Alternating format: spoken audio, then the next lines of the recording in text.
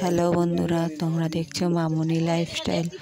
তো বন্ধুরা দেখো, আমি আজকে আমার বাপের বাড়ি এসেছি। এসে ভাই বলেছে আমাকে ফুচকা করে দিতে। তো দেখো, এই নিয়েছি গুলো সব আমি কেটেছি।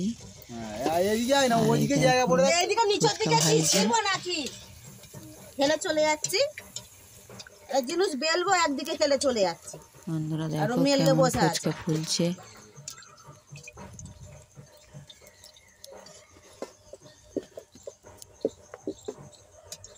ফুচকা খেতে তো সবাইয়েরই ভালো লাগে। দেখো বন্ধুরা, তোমাদের কার কার ভালো লাগে একটু কমেন্টে জানাবে বন্ধুরা।